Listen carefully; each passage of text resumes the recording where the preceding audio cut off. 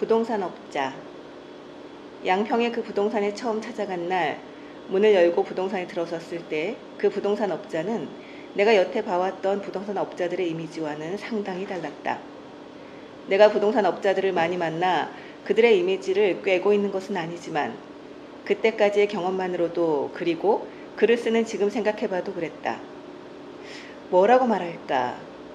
덩치가 상당히 큰 편이었지만 마치 산속에서 소설을 쓰다가 나온 사람처럼 헝클어진 머리에 얼굴이 허옇게 뜨고 초췌한 행색의 남자였다. 나름 사람을 만나는 직업일 텐데 이 사람은 좀 이상하군 하고 생각했다. 나는 그 부동산 업자가 내어준 자리에 앉자마자 내가 온 목적을 설명했다. 내가 가진 돈의 액수를 먼저 말했고 원하는 지리적 조건을 말했다. 그리고 땅의 크기도 대략적으로 지정했다. 그러자 부동산 업자는 대뜸 이렇게 물었다. 실구매자이신가요? 네? 그게 무슨 뜻인지요? 땅 사서 거기서 집 지어 살려고 하시는 거냐고요. 네, 그럼요. 작업실을 지으려고요. 작업실? 오, 예술가시로구먼. 네, 화가예요. 이런 말하면 웃긴데 실구매자가 이렇게 땅 보러 다니시는 거 오랜만이네요. 네? 그게 무슨... 그러니까 양평은 투기꾼들이 많아서요. 실제로 그 땅에서 직접 집을 짓고 살 사람이 땅 보러 다니는 경우가 별로 없어요. 아, 네. 부동산 업자는 또 이렇게 말했다. 아가씨? 아가씨는 참 양심이 있네. 네? 그건 또 무슨... 대부분 땅 보러 다니는 사람들은 다 똑같이 말해요. 배산 임수에 도로가 가까워야 하고 버스가 다녀야 하고 학교 등 편의시설이 멀지 않아야 한다. 근처에 혐오시설이 없어야 한다 등등. 원하는 게 많죠. 뭐 당연히 모두가 원하는 조건의 땅은 비싸지 않겠어요? 그런데 죄다 그런 조건들을 나열하는데 아가씨는 안 그러잖아요. 아, 네. 전 제가 가진 돈이 적어서. 아유, 다른 사람들도 다 적은 돈에 좋은 땅 사려고 난리들이에요. 참으로 비현실적인 거지. 쳇. 네. 그래도 아가씨는 양심이 있어. 다른 조건이 다 안 좋아도 된다 이거죠? 산 근처면 되고 남양 땅만이면 되는 거죠? 도로 사정이 안 좋아도 되고, 응? 나는 앞선 경험을 통해 내가 경기도에서 땅을 구매하기에 매우 적은 돈을 가지고 있다는 사실을 잘 알고 있었다. 그리고 가진 돈에서 넘치는 땅을 구매해서 빚을 지고 싶은 마음은 없었다. 내가 가진 돈의 절반은 땅을 사고 나머지 절반은 작업실 짓는 비용으로 쓰리라 생각하고 있었다.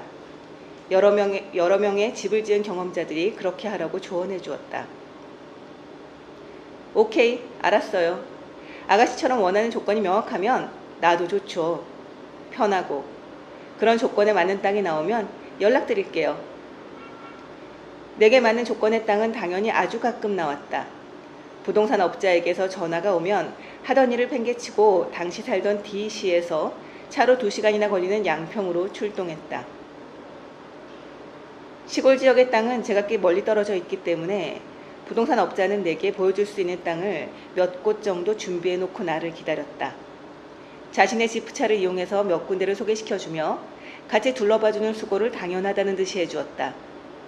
생각해보면 고객으로부터 땅이나 집 구매가 일어나지 않고 허사가 되면 들인 시간과 노동력이 아까워 속이 상할 것 같았다. 나로서도 땅을 보러 출동한 그날은 하루를 완전히 보내야 했고 그 부동산 업자와 꽤 여러 시간을 같이 있어야 했다. 해서 식사도 여러 번 같이 하기도 했다. 그때 그 부동산 업자로부터 알게 된 소위 맛집 정보를 이곳에 살게 된 이후에 잘 이용하고 있다. 양평은 생각보다 넓고 팔겠다고 나온 매물은 많았다. 하지만 다 볼 수는 없는 일이었다. 가진 돈이 적었고 정해져 있었기 때문에 수많은 땅을 다 봐야 하는 수고로움에서 벗어날 수 있었음이 어쩌면 더 다행일지도 몰랐다. 그렇지만 가진 돈의 액수가 적다 보니 내가 볼 수 있는 땅들은 주로 외진 곳에 위치해 있곤 했다. 물론 내가 외져도 괜찮고 진입하는 길이 편리하지 않아도 괜찮다고, 그리고 되도록 산과 가까이 있는 곳이었으면 한다고 말하긴 했지만 어떤 때는 황당한 장소에 가서 땅을 봐야만 하기도 했다. 한 번은 부동산 업자와 함께 이건 좀 너무한 게 아닐까 하는 생각이 들 만큼 인적이 드문 길로 한참을 갔다. 잘 닦인 도로가 끝나고 울퉁불퉁 돌이 널브러진 흙길을 한참을 고불고불 어떤 산의 중턱쯤 가서야 차는 멈춰섰다. 주변을 돌아봐도 집이나 건물은커녕 인적조차 느껴지지 않았고 심지어 내 눈에는 집을 지을 만한 터조차 보이지 않았다.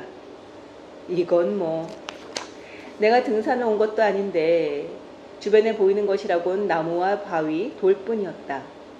아니, 커다란 바위 뒤에 호랑이 같은 동물이 숨어서 지켜볼 것만 같아 오싹하기까지 했다. 내가 황당해하며 어디 땅이 나와 있는 거냐고 물으니까 부동산 업자는 손가락을 들어 가리켰다. 저 나무 보이시죠? 저 나무에서부터 여기, 이 나무까지 정도라고 보시면 됩니다. 네? 식은 땅.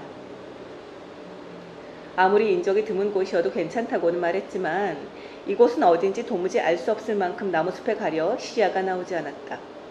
그냥 깜깜한 숲속 산비탈 어딘가였다. 내가 흑염소를 기르며 다람쥐를 이웃하고 산속에 살아야만 하는 형편이 아닌 이상 이곳은 좀 심하다는 생각이 들었다. 그 땅을 보고 난 뒤에 다시 그 고불고불한 길을 흙먼지 날리며 내려오는 차 안에서 부동산 업자에게 말했다. 아, 여긴 좀 너무 그러네요. 그러자 부동산 업자는 시큰둥하게 말했다. 그 돈에 나온 땅은 다 이래요. 뭐 어쩔 수 없어요.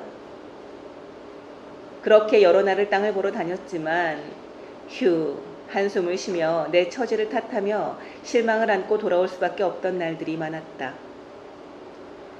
집을 지을 수 있게 토목이 되어 있지 않은 땅들만이 저렴한 가격에 나와 있었다.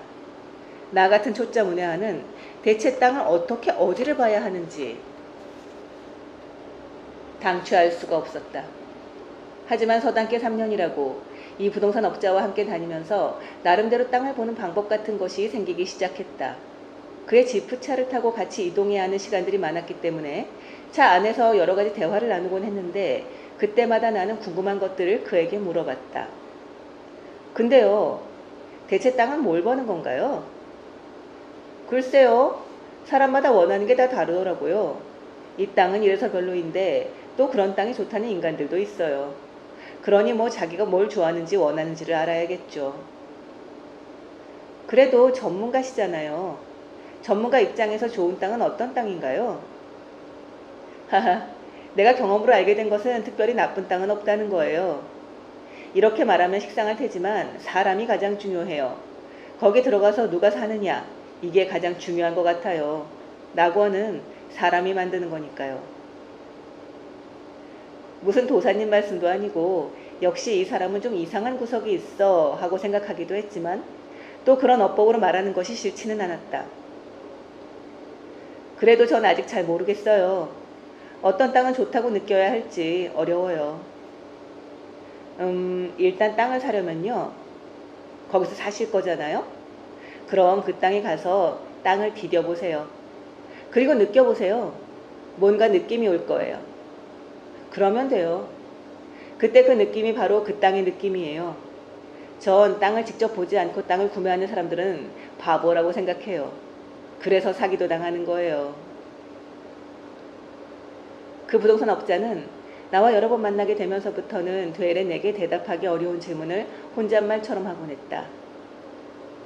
근데 예술가들은 항상 감정 상태가 평화로운가요? 또는 예술을 하면 아무래도 삶의 만족도가 높겠죠? 또는 뭔가 자신만의 것을 만드는 일은 행복할 것 같아요. 물론 힘들겠지만.